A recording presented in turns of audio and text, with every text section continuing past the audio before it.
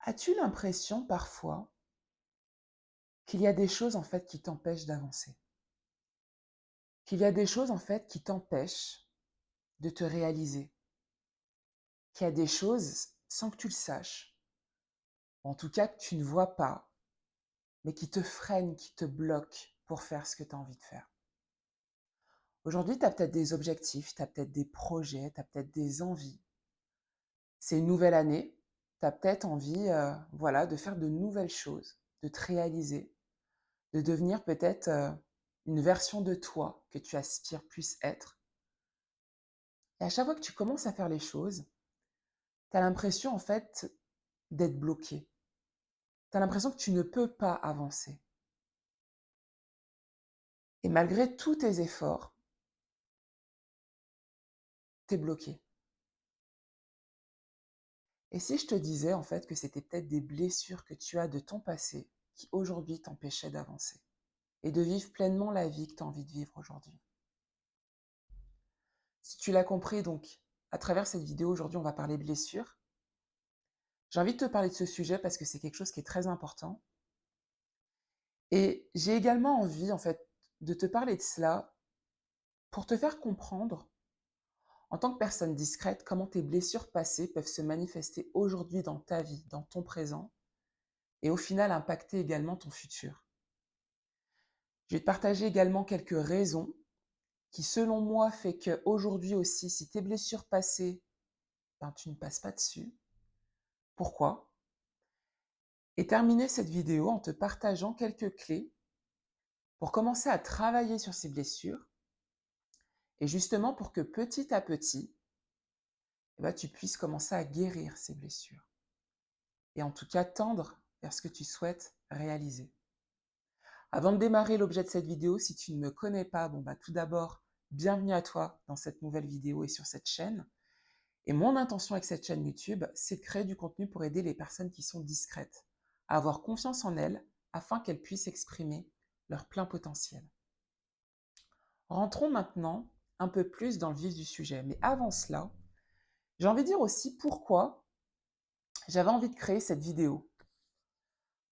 En fait, chaque début d'année, il y a un peu cet engouement de résolution, d'intention, de nouvelles choses, etc. Et c'est super. Mais des fois, en fait, on commence à poser les choses. Et puis, je sais pas toi, mais en fait, on est vite à nouveau dans notre réalité et puis on ne fait plus les choses. Ou encore, on va vivre certaines situations et puis en fait, on est bloqué, on a peur de faire les choses. Si je fais justement cette vidéo-là, c'est parce qu'en fait, je sais que beaucoup d'entre vous ont l'envie de changer, ont des très gros projets, ont des beaux objectifs. Et des fois, c'est des objectifs qui sont d'ordre très personnel. Et c'est OK en fait, et c'est très bien même. Mais elles n'arrivent pas à faire ces objectifs-là pour très souvent la même raison. Et pour avoir échangé avec de nombreuses personnes discrètes, il y a un dénominateur commun qui revient à chaque fois, le passé. En fait, quand je parle avec vous, beaucoup d'entre vous, en fait, et des fois vous vous en rendez pas forcément compte, mais dans votre discours, vous parlez en fait d'expériences vécues qui vont faire qu'aujourd'hui, ces expériences qui sont passées vous bloquent maintenant. Et c'est de ça que j'ai envie de parler. Et en toute transparence avec toi, qui me regarde aujourd'hui, moi aussi, j'ai eu des difficultés dans mon passé. J'ai eu des difficultés aussi par rapport à ma discrétion, parce que je suis également une personne discrète, je suis introvertie. J'ai eu des difficultés dans différents environnements, et puis j'ai eu d'autres difficultés aussi d'ordre personnel, etc. Si aujourd'hui j'arrive à faire certaines choses qui m'animent davantage, si je me rapproche petit à petit vers des objectifs que je me pose, etc., c'est parce que j'ai pris le temps de travailler sur moi et j'ai également pris le temps de travailler sur des blessures que j'avais qui étaient dans mon passé. Et justement, on va venir sur ça dans la vidéo. Ça sera un peu plus dans le pourquoi, mais là maintenant, on va commencer à rentrer vraiment dans le vif du sujet. Alors maintenant, dans cette partie, j'ai envie de t'aider en fait à comprendre ce qu'est en fait une blessure. Et je dirais même une blessure émotionnelle. Pour te l'expliquer, je vais déjà en fait te lire tout simplement la définition du mot blessure dans le Larousse. Une blessure, c'est une atteinte morale profonde et douloureuse. C'est tout. Une atteinte morale profonde et douloureuse, voilà la définition en fait du mot blessure. En clair, si je faisais un peu plus long, une blessure en fait c'est une situation ou des situations, un événement ou des événements qui t'ont blessé, qui t'ont fait du mal. C'est peut-être une situation, un événement qui était douloureux pour toi. Cette situation, elle est passée, mais c'était peut-être tellement dur pour toi qu'au final, cette situation t'a marqué. Et elle t'a tellement touché, cette situation, que tu en as peut-être créé une émotion. Je ne sais pas, par exemple, ça peut être une situation où, indirectement, à l'intérieur de toi, ça a généré de la colère. Et tu vas peut-être vivre d'autres situations qui vont te faire penser à celle-ci et ça va générer à nouveau chez toi de la colère. C'est pour ça que très souvent on dit qu'une blessure est émotionnelle, en fait. Le truc, c'est que des fois, tu vas peut-être parler à certaines personnes de cette blessure, de ces blessures, et peut-être pour les autres, ça va paraître anodin. La situation va peut-être paraître anodine pour certaines personnes. Le truc, c'est que pour toi, c'est pas le cas, puisqu'aujourd'hui, peut-être cette situation, tu l'as toujours en mémoire, en fait. Et une blessure, en fait, ça peut prendre différentes formes. Vraiment. Là, je vais t'en partager 4, parce que je trouve, en fait, c'est souvent des blessures que me partagent beaucoup de personnes qui sont discrètes. Mais il y en a beaucoup d'autres, sincèrement. Et quand je dis que une blessure prend différentes formes, c'est que elle peut prendre une blessure, par exemple, de rejet, de trahison, d'humiliation, d'abandon. Je ne sais pas si ces éléments te parlent. Et justement, pour être plus clair, je vais un peu te partager des exemples pour que ça soit plus clair pour toi et t'expliquer comment ça peut se manifester dans ta vie en tant que personne discrète. Par exemple, la blessure du rejet. Tu es dans ton cadre familial, euh, tu es dans une fratrie, tu as des frères et sœurs, et tu es à table. Et ça, c'était une histoire peut-être plus jeune, ou ça arrivait plusieurs fois ou une fois. En fait, à chaque fois, tu avais envie de prendre la parole, et toi, tu as le sentiment en fait que ta famille t'écoutait pas. Ta famille, en fait, ne posait aucune attention sur toi. Ta famille ne te questionnait pas, etc. Ou voire, ils allaient peut-être même rigoler quand tu essayais de t'exprimer. Cette situation-là, au final, ça t'a marqué. Adulte, tu vas peut-être avoir le sentiment, toi, de ne pas être assez, de ne pas être une personne assez bien, et que dès lors que tu essayes peut-être de prendre la parole, et ben d'être rejeté. Cette situation, au final, elle peut se prêter aussi dans un cadre plus social, dans un cercle d'amis ou de connaissances ou au travail. Pareil, tu essayes de t'exprimer. On ne t'écoute pas. Voire on t'ignore, on ne donne pas la parole, ou même on te coupe la parole, en fait. Tu vas parler et en fait, on parle par-dessus toi. Toi, adulte, tu vas te dire, bah, ça sert à rien en fait que je tente peut-être de prendre la parole. De toute façon, on n'écoute pas. Quand je parle, en fait, ben, ma voix n'a pas de valeur, en fait. Je compte pas. Ou il peut avoir encore peut-être, pareil, dans l'enfance, on t'aurait simplement dit, alors quand je dis simplement, ça veut pas dire que je minimise pas, hein, mais on te dit, on t'entend jamais, t'as jamais rien à dire, t'es toujours dans ton coin, t'es toujours dans ta bulle. Parle un peu plus, mélange-toi avec les autres, sois un peu plus sociable. c'est toujours toi qui es à l'écart. Toi, adulte, tu vas te dire quoi? On m'a toujours dit ça quand j'étais jeune. Bah, en fait, le problème, ça vient peut-être de moi. Hem, je dois faire comme les autres pour être acceptée. Je suis pas assez, en fait, comme je suis. On va écouter les autres, mais pas moi, parce que voilà, je parle pas comme les autres, je ne suis pas comme les autres. Ça peut être, par exemple, des situations que tu vas vivre au final, tu vas ressentir ça comme un rejet. Blessure d'abandon, ça peut être, par exemple, bah, justement, tu es jeune et puis, tu es déjà très calme, tu es déjà dans ta bulle, tu es déjà souvent à l'écart, mais pas d'une manière volontaire, parce que c'est comme ça que tu es, en fait. Et toi, peut-être jeune, bah, justement, tu ne savais pas que, par exemple, tu étais introverti ou autre, mais que c'était un besoin pour toi, en fait, de te retrouver dans ta bulle, etc.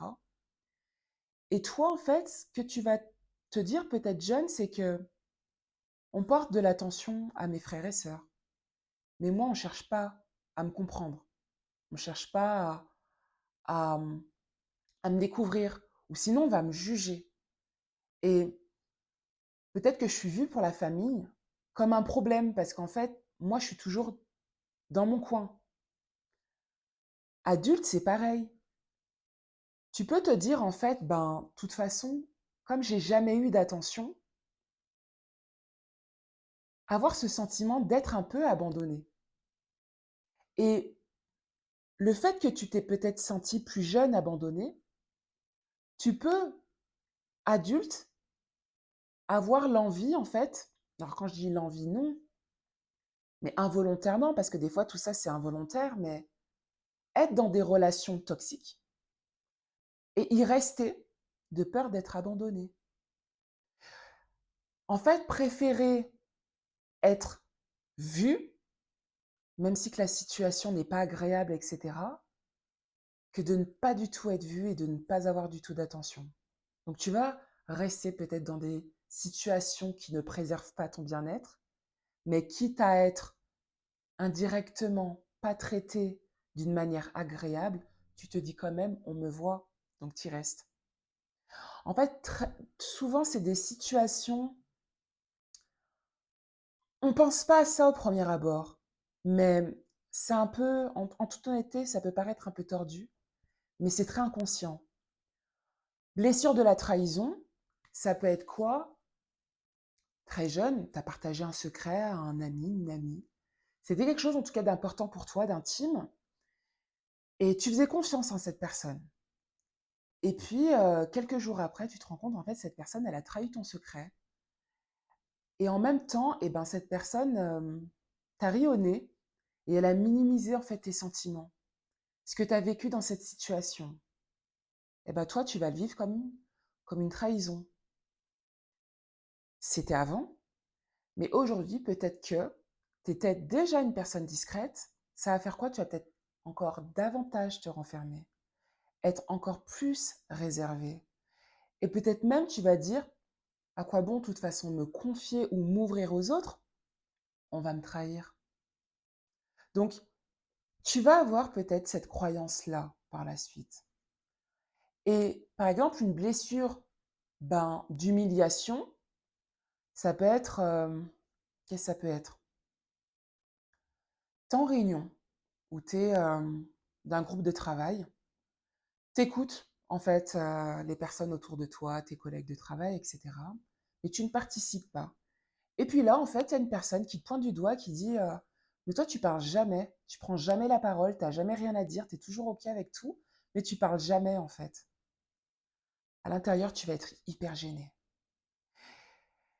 Et peut-être que toi, maintenant, tu vas dire eh ben, je peux pas m'exprimer en public parce qu'en fait, je vais avoir peur qu'on me mette encore plus mal à l'aise, qu'on me pointe du doigt, en fait. Peut-être que tu vas avoir honte d'être tel que tu es, d'être une personne discrète. Tu vas peut-être te dire, voilà, si j'étais pas une personne discrète, eh ben, on ne ferait pas ce genre de remarques, en fait. Ça sert à rien, en fait, d'être discrète comme je suis. Ça sert à rien, en fait. Et pareil, tu vas peut-être avoir certaines pensées assez dures envers toi. Pourquoi? Parce qu'un jour ou plusieurs fois, tu auras eu des remarques qui font qu'aujourd'hui, tu vas te dire, bah non, je peux pas faire ça, parce qu'on va me faire ça, en fait. J'ai voulu en fait te partager quelques exemples pour que tu comprennes en fait des situations que tu as peut-être vécues avant, comment en fait elles peuvent se répercuter aujourd'hui, en fait. Maintenant, j'ai envie de te dire pourquoi ces blessures qui sont passées, elles se manifestent encore. Je vais te partager 4 raisons, mais il y a beaucoup d'autres raisons de toi à moi. La première raison qui peut expliquer ça, c'est qu'en fait, tu n'as pas digéré la situation que tu as vécue dans ton passé. En fait, tu n'as pas vraiment tiré un trait dessus et justement, tu ressasses peut-être en boucle. Et quand tu vis peut-être des situations qui te font penser à celles d'avant, et ben voilà, tu es à nouveau mal à l'aise, tu es à nouveau bloqué, tu es freiné, etc. La deuxième raison, ça peut être que cette situation a fait qu'aujourd'hui, tu t'en es créé des croyances limitantes. Par exemple, euh, par rapport aux situations que j'ai énumérées juste avant, peut-être tu peux te dire, être une personne discrète, en fait, c'est nul. Ça, c'est une croyance limitante. Tu peux te dire, par exemple,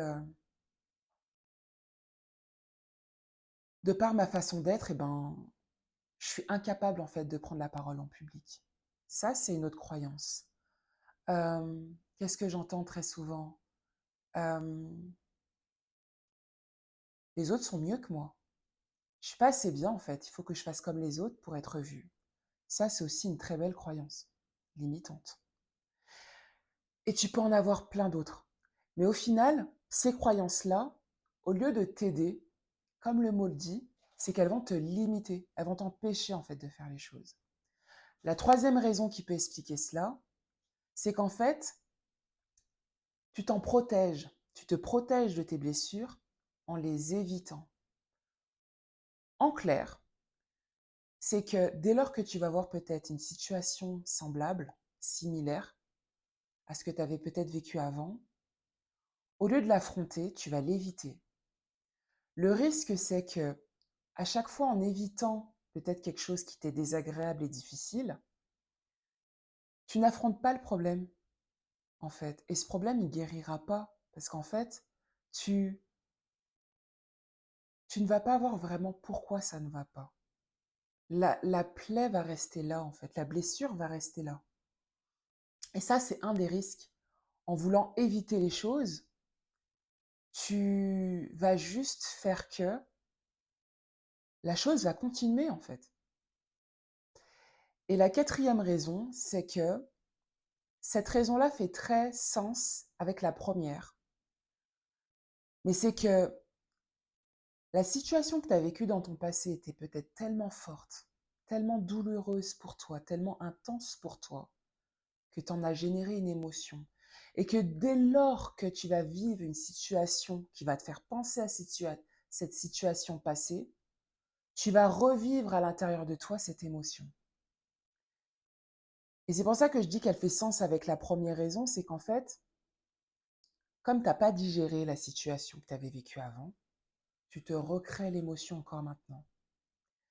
Le truc est, c'est que nous, les humains, on ne fait pas forcément la distinction entre une situation d'avant et une situation de maintenant et d'après.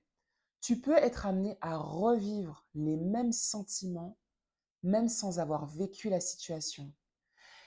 Et c'est pour ça que aujourd'hui, une situation qui va te sembler similaire, tu peux peut-être à nouveau à l'intérieur de toi revivre les émotions, tout simplement parce qu'en fait, ça te replonge dans ce que tu avais vécu en fait. Voilà pour moi 4 raisons qui peuvent expliquer pourquoi tes blessures du passé, t'y penses encore maintenant. Maintenant, justement, comment faire? Comment travailler sur ces blessures? Comment faire pour que petit à petit, tu puisses commencer à les guérir? La première clé que j'ai envie de te partager, c'est en fait, identifie tes blessures. Là, je vais tout simplement t'inviter à prendre un temps avec toi, dans un cadre que tu apprécies. Ça peut être simplement chez toi ou sors peut-être de ton environnement habituel, si ça peut te faire du bien, mais va dans un environnement en tout cas qui te procure un bien-être. Il faut que tu sois bien dans cet environnement. Et là, pose-toi simplement la question suivante. Quelle est la situation ou les situations qui aujourd'hui me mettent en colère, me font ressentir de la colère? Ou peut-être quelles sont les situations ou la situation qui me fait peur? Qu'est-ce qui aujourd'hui te génère de la colère? Quand tu vis peut-être quelque chose, qu'est-ce qui fait chez toi que tu te sens mal? Qu'est-ce qui fait chez toi que d'un coup, ça bout à l'intérieur de toi, quoi? Pense à ça et moi, je t'invite de les écrire. Je t'ai souvent dit, en fait, les bienfaits de l'écriture, mais pour moi, des fois, quand on pense à des choses, mais qu'après on les pose sur papier, on donne vraiment sens à ce qu'on est en train de dire et on conscientise, à mon sens, encore plus. Après, si tu n'as pas du tout l'envie d'écrire, tu peux penser peut-être à cet événement-là et te le dire à haute voix. Tout simplement, je sais pas, tu te dis, bah voilà, c'est cette situation quand j'étais avec cet ami, quand cet ami me parle de telle et telle façon, et ben au final, ça bout en moi. Je me sens pas bien en fait avec cet ami. Tu te le dis à toi-même. Si tu te sens d'aller même plus loin, je vais t'inviter par la suite, quand tu as trouvé la situation, en tout cas qui te génère de la colère ou de la peur, de te dire, eh ben, pourquoi cette situation me génère de la colère ou de la peur? Pourquoi? Et là, pareil, tu poses. Cette situation me génère de la colère parce qu'en fait, je n'arrive pas à dire ce que je voudrais dire. Cette situation me génère de la colère parce que cette personne peut-être me juge alors qu'elle ne me connaît pas. Cette situation me génère de la colère parce que euh, je n'arrive pas à exprimer tout ce que je voudrais dire franchement à cette personne. Cette situation me... Et tu continues. En fait, c'est des exemples. Dis-toi ce que tu penses, en fait. Et lâche-toi. Lâche-toi. La deuxième chose, en fait, la deuxième clé que j'ai envie de te partager, c'est décide d'utiliser ton histoire. En fait, moi, je minimise pas la situation que tu as vécue ou les situations que tu as vécues. Mais serre-toi-en, en fait. Pourquoi je dis ça? C'est qu'en fait, aujourd'hui, tu décides de ce que tu veux faire de ta vie. Comme on le dit, la situation, la blessure, la situation, elle est passée. Donc, c'est en arrière. Aujourd'hui, quand tu regardes cette vidéo, c'est le présent. Et toi seul, en fait, peux décider ce que tu peux faire dans ton présent pour créer ton futur. Mais c'est aujourd'hui que tu décides. Ta situation, tu peux décider, en fait, d'avant, de te dire, en fait, qu'elle va te bouffer la vie ou t'en servir pour créer ta nouvelle vie, en fait. C'est à toi. Donc, décide de peut-être utiliser cette situation pour en faire une force, en fait, et non une faiblesse. Décide peut-être de te dire que voilà, ce que j'ai vécu, ça peut être ma revanche à moi. J'ai vécu ça, et ben maintenant ça sera autrement. Je vais utiliser ça peut-être pour me battre, pour que ça ne se reproduise pas en fait, pour créer quelque chose d'autre, etc., etc. Donc décide d'utiliser ton histoire. Cette situation-là, tu peux en créer une force ou tu peux décider que ça soit une faiblesse. La troisième chose, la troisième clé, qui est assez longue, mais j'avais pas envie de raccourcir, je l'ai écrit comme ça, c'est agis en conscience et sers-toi de ta force de réflexion. Pourquoi je dis ça? C'est parce que très souvent, on fait des choses euh, très souvent à chaud, en fait.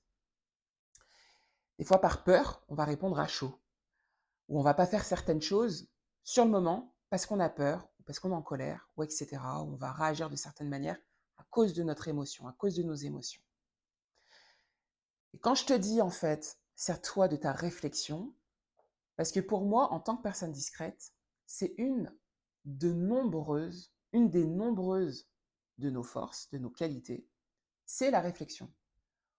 Beaucoup de personnes pensent que, et c'est peut-être ton cas, mais que tu réfléchis trop, que c'est un problème pour toi. C'est aussi une qualité, en fait, de réfléchir beaucoup. Moi, en toute transparence, hein, et c'est sans jugement, je trouve que des fois dans la société, ça serait bien que des fois certaines personnes réfléchissent un peu plus, se posent davantage de questions. Donc pour moi, réfléchir trop, c'est une qualité. Sers-toi de la qualité que tu as pour avancer dans ta vie. Sers-toi de la qualité que tu as pour créer la vie que tu as envie. Sers-toi de la qualité que tu as pour guérir tes blessures. Et quand je te dis ça, c'est parce que justement, tu as cette faculté de te poser de nombreuses questions. Eh bien, pose-toi de nombreuses questions pour avancer. Pose-toi de nombreuses questions pour avancer. C'est entre toi et toi. Quand je dis agir en conscience, je vais te donner un exemple. Et je vais te parler un peu de moi pour te faire comprendre ça. Je suis coach. Je dis ça parce qu'en fait, je pose ça là. Parce que des fois, quand on dit à certaines personnes qu'on est coach, pour certaines personnes, c'est que j'ai plus de problème, que j'ai une confiance en moi en toutes circonstances, que j'ai plus peur de rien, etc., que je gère tous mes problèmes, etc., etc. De toi à moi, en tout cas, je parle pour moi, j'ai toujours des difficultés, j'ai toujours des problèmes. Le truc est, c'est que personnellement, le coaching m'a aidé justement. Alors déjà, du fait que je suis discrète et introvertie, je me suis toujours posé de nombreuses questions. Je me suis toujours fait un peu un monde dans ma tête et je suis totalement OK avec ça parce que moi, ça m'a beaucoup aussi aidé dans de nombreux moments de ma vie. Mais c'est qu'en fait, le coaching m'a aidé justement à m'auto-coacher, à m'auto-questionner, en fait, à encore plus analyser. Et puis par rapport aux différentes techniques aussi que j'ai appris dans le cadre de ma formation de coaching, bah, je les applique sur moi. Donc c'est vrai que quand je vais avoir des difficultés ou une difficulté sur le moment, j'arrive à plus facilement en fait à me remettre en question, à me poser les questions, à travailler sur moi pour plus vite solutionner justement la difficulté que j'ai. Et quand je dis en fait par exemple de travailler en conscience, c'est que je sais pas, je vais avoir une situation qui me semble compliquée ou qui me met mal à l'aise, qui me génère peut-être de la peur, etc. Je vais me poser à moi-même personnellement la question, je vais me dire, Stéphanie, pourquoi tu es mal à l'aise dans cette situation? Pourquoi tu as peur? Et là, je vais me dire, est-ce que c'est vraiment cette situation qui te fait peur et que là, tu te sens peut-être pas capable de faire ça? Ou est-ce que c'est la situation que tu as vécue à l'époque qui ressemble à celle-ci et que à l'époque, tu n'as pas su gérer comme tu aurais voulu, qui fait que tu as peur aujourd'hui? Et en fait, je fais le lien. Et quand je vois que c'est peut-être avant, cette situation d'avant qui me fait peur, et j'y pense maintenant, je me dis, OK, est-ce que maintenant j'ai la force pour faire la situation? Est-ce que maintenant je suis capable de faire la situation? Si la réponse est oui, là je vais prendre la décision et j'agis en conscience. Je me dis, tu peux le faire, etc., etc. Je t'invite un peu à faire la même chose. En fait, quand il y a certaines choses que tu penses, que tu vis, demande-toi si c'est vraiment la situation de maintenant ou si c'est la situation de maintenant qui te fait penser à la situation d'avant, en fait. Très souvent, quand on fait ce travail-là par la suite, on relativise. Parce que ce qui s'est passé avant, ça ne va pas forcément se repasser maintenant. Et c'est pour ça que je te dis, agis en conscience et sers-toi de ta réflexion, parce que tu sais très bien réfléchir. Donc voilà les clés que je voulais te partager à travers cette vidéo, pour t'aider en tout cas à commencer à faire ce travail sur les blessures. En toute transparence avec toi, si tu as des blessures qui sont très profondes, très ancrées, ça peut prendre du temps de travailler les blessures. Et c'est normal et c'est OK. Ne te dis pas, voilà, je sais pas, ça prend un mois, ça prend 3 mois, ça fait un an, j'y arrive pas et je vais jamais y arriver. Non. Change peut-être justement ton discours interne. Dis-toi peut-être que voilà, c'est dur aujourd'hui pour moi, mais je vais y arriver. C'est dur peut-être aujourd'hui pour moi, mais je suis en chemin pour y arriver. En fait, essaye de te dire peut-être des paroles rassurantes pour avancer, en fait. Voilà. Voilà ce que je voulais te partager aujourd'hui à travers cette vidéo. Voilà, je vais terminer cette vidéo sur ces derniers mots et je pense avoir dit en tout cas le plus important, mais j'ai envie de te dire, d'essayer par contre, de te dire que tes blessures en fait ne sont pas une fatalité. Ce que je vais te dire là, c'est en totale bienveillance, mais c'est un peu un constat que je fais. Pour moi, dans la vie, il y a plusieurs types de personnes, mais là, je vais t'en citer deux. Il y a deux types de personnes. Il y a une personne A, il y a une personne B. Ces deux personnes-là, elles vont vivre la même situation, une situation qui est hyper douloureuse, qui leur a fait du mal. Elles ont ressenti de la colère, peut-être de l'humiliation, certaines frustrations, bref. Elles sont pas bien toutes les deux, ces personnes. La personne A, elle va se dire, voilà, j'ai vécu ça, et ben, la vie, elle est mauvaise. Je peux rien faire contre la vie. Je vais faire ce que j'ai à faire. Mais voilà, je me bats plus, c'est comme ça et j'y peux rien. De toute façon, je peux pas me battre, je peux rien y faire, etc. En clair, la première personne, elle a plutôt une posture de cette situation va me permettre de justifier pourquoi aujourd'hui je m'en sors pas dans ma vie. Cette situation va faire que j'avancerai pas et c'est à cause de ça. Parce que j'ai vécu ça, et ben ça justifie que j'avance pas. La personne B, elle va plutôt se dire, j'ai vécu ça et c'est hyper dur. Mais qu'est-ce que je peux faire pour plus vivre ça? Qu'est-ce que je peux faire pour travailler sur moi, pour arrêter de revivre ça? Et peut-être que la personne B, elle va se dire, eh ben, je vais utiliser cette souffrance comme,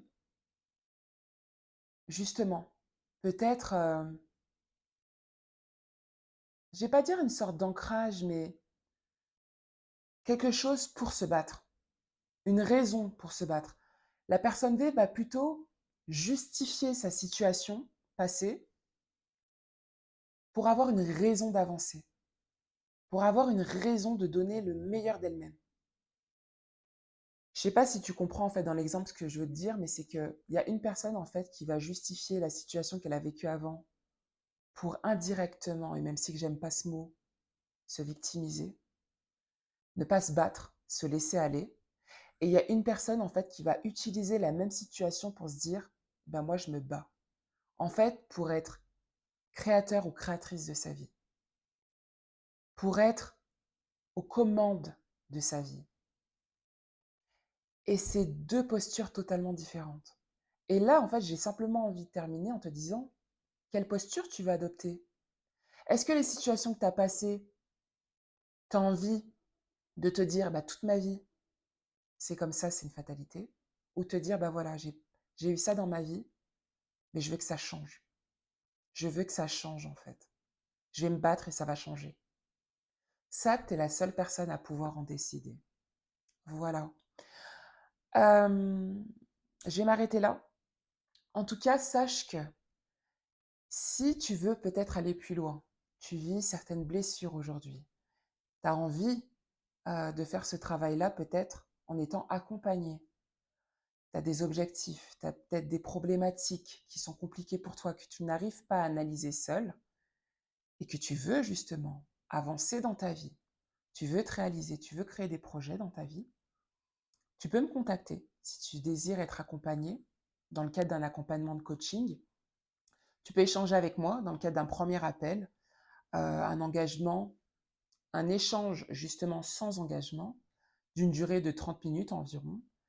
Et voilà, ça peut me permettre donc moi de te connaître davantage, par la suite également de savoir si je suis en mesure de t'accompagner sur cette problématique. Et si oui, bah voilà, moi par la suite de te dire comment je peux t'accompagner, qu'est-ce que je peux faire pour toi, etc. et voir si on peut aller plus loin ensemble. Je mets toutes les informations en barre de description dans cette vidéo. Et puis si l'intégralité de cette vidéo t'a parlé et que tu as peut-être envie de me partager certaines choses, peut-être certaines blessures que toi tu as, et simplement, en fait, me dire ce que tu as. Partage-les moi en commentaire. Je lis tous vos messages et je réponds également à tous vos messages. Donc voilà, tu peux m'écrire. Et si cette vidéo t'a plu, ben, n'hésite pas à la liker, à t'abonner et à cocher également sur la petite cloche pour être informé de l'apparition des prochaines vidéos. Et puis je te dis simplement à la prochaine dans une nouvelle vidéo. Bye.